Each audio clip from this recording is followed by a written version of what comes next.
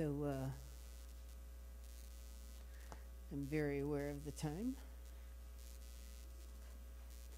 Oh, no, that's not, you don't carry all that, okay? So let me try and paraphrase message for you today, okay? Because we still have communion yet to do. So if you want to grab a pew Bible, this would be a good occasion to do that. In the rack in front of you, and if you know your way around, you know that halfway, and find your way to the Psalms and Psalm 31. You could use your hymnal as well and find it in the back in the responsive readings, but Psalm 31 and primarily 1 through 5. I picked this one intentionally. I mean, we've been working our way through this time after Easter, and it's had us more into the process with the disciples. This was the early church development right after all the events of Holy Week. You know, the crucifixion, the resurrection, the disciples just starting out on life together afterwards, and they were terrified, locked away, scared, trying to figure out what's next. We talked last week about them in their life together, the 4 things they were supposed to be about in their life together. Anybody remember any of them? I didn't have these written down either. Yeah, teaching, fellowship, breaking of bread, and prayer. I'll give you some money after church, okay? That reminder of what they're supposed to be about, because this was the beginning of the followers, and they went from these just shocking, devastating events to see their leader, arrested and beaten and flogged and paraded in front of town and then murdered in front of them. And then, 3 days later, he's gone. And then he starts appearing to them in these encounters afterwards. So today's lectionary text began to move us out of that group context now and back into individual context again. And this is actually the text in lectionary today, and it matches all in this theme, and it's out of that group disciple context of the first Christian fellowship, the first communities, and it is taking you to a place of personal journey and process. This is a Psalm of David, and when you start into it, you hear this tremendous, painful, difficult, tumultuous place that the writer is speaking from. Deeply personal. It expresses a battle that they are struggling through on the inward. Mental, physical, spiritual, a deep journey. And this psalm just screams out of the core of their existence. It'd be a beautiful one to do a deep study on.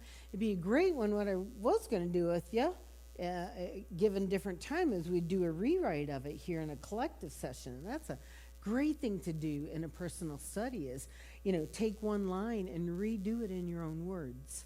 And you come up at the end with this, personal expression of it in your own words, because these words are not necessarily what would be your words. And so this Psalm 31 is engaging in this place. To me, it was really fitting in well in terms of having Carly here with Lydia's Gate, because it's talking about the hard places that we are in our lives. And every single one of us sitting in this room has come out of, or still will have yet in front of us, places that are our personal battles, our deepest challenges, some great conflict or angst that we are working through, have worked through, know is coming down the pike at us. We all have been through these kinds of conflicts in difficult places. And this is a place, from the place of suffering and struggle, that you can attach into a psalm like this Psalm 31. And it reads, just screams out of the depth of their being. Places of struggle, all of us, the experiences. the mother who is struggling for her own survival and that of her children. We just heard about it. Okay? Struggles of experiences, broken relationships, leaves a person defeated and wounded. You ever been in any of those? The loss of a life partner, child, parent, a dear loved one, that leaves grief that overpowers the soul, leaves it in pieces to somehow have to put it back together in order to keep on living. The psalm speaks to that kind of places, that at some points in our lives we all get to these spots. Are you with me? Health diagnosis betrays the union of body and spirit. I don't feel like I should have this disease or illness. I'm not old enough to have that diagnosis. I shouldn't be limping like this. I shouldn't be in the hospital. What is my body doing?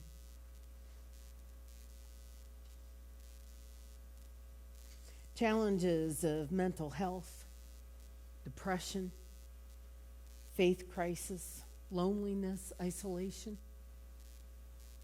prejudice that we experience, jealousy, fear, disappointments, losing the sense of control that we thought we had, and it's scaring us right down to the core of our existence. You ever been there? So many others. I can't begin to name everything, but I bet I came close to quite a few. The classic and tragic mistake, though, that we need to hear from the psalmist today. We've all dwelled in these heavy, dark places, and we go there thinking that we're in it all by ourselves. There's nobody to defend us. There's nobody to help us. We're fighting this thing all by ourselves, and nobody cares and is there with us. But it's not true. It's not true. It's not true. Right? You know, Bill Cousy says, I'm not alone. Sitting in a room by himself, I'm not alone. I'm not alone. God's with me. I'm not alone. God's with him. This psalmist in this text, it gets to this core about humbling ourselves enough in the midst of all the things we try to control. We think we're in control. All the things we're trying to control, the ins and the outs, the who's got it, the this and that, the powers, the politics, the relationships, the struggles, the health issues, the mental issues, all the things. We think we are in control of that. But until we humble ourselves and recognize we are not in control of that, humbling ourselves before God and saying, help me, I don't have all of this.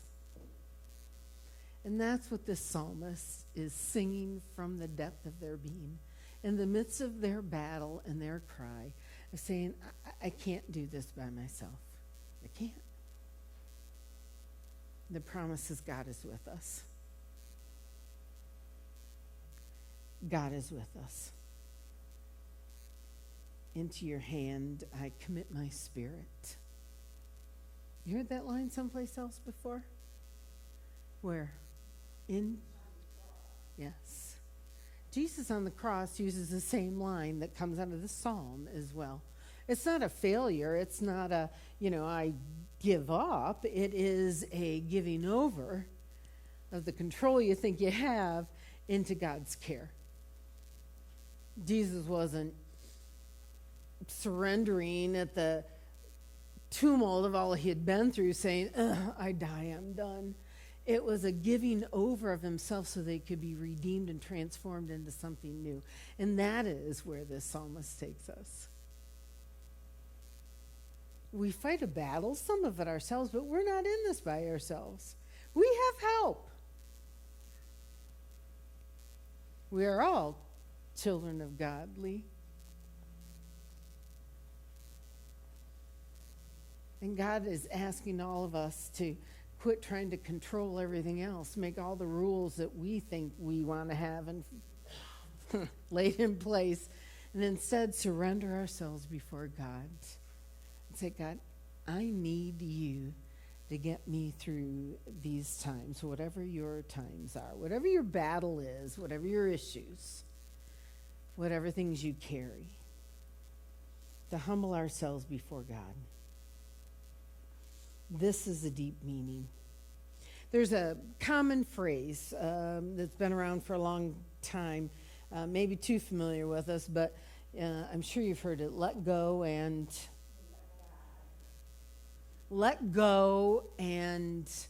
let God.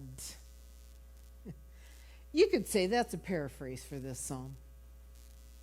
In the midst of whatever's happening in your life, the more you're trying to control and set the rules for it all, the call to us all is to let go of that and instead let God have control, that we might surrender.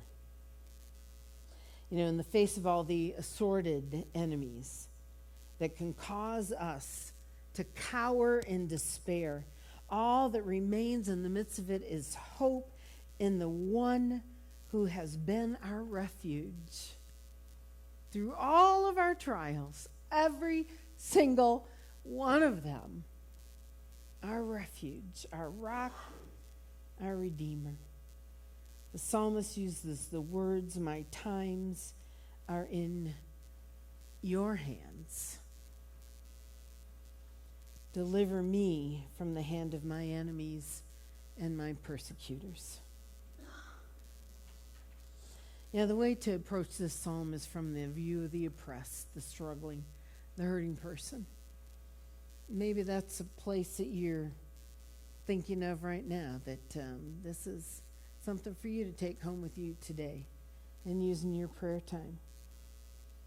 Remembering that all of us have been oppressed. All of us have struggled. All of us have fallen short.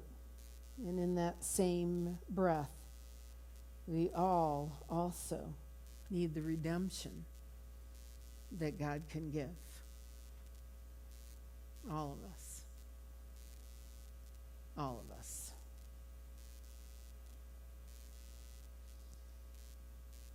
Psalm 31.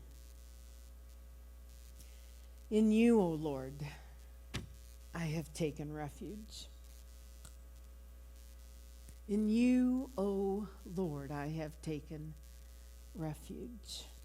Let me never be put to shame. Deliver me in your righteousness. Turn your ear to me.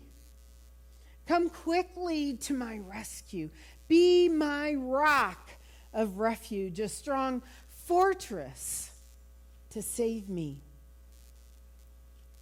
Since you are my rock and my fortress, for the sake of your name, lead and guide me.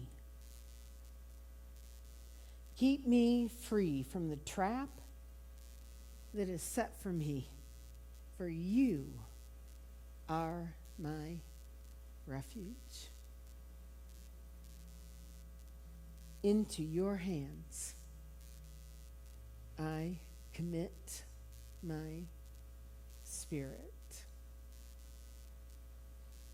Deliver me, Lord, my faithful God. My times are in your hands. Deliver me from the hands of my enemies, from those who pursue me. And let your face shine upon your servant. Save me in your unfailing love.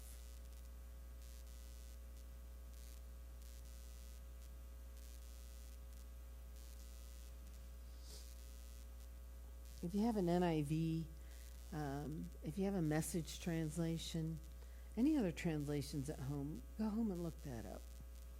Take your bulletin home, look that up, and read some other versions, and perhaps even be challenged to rewrite your own.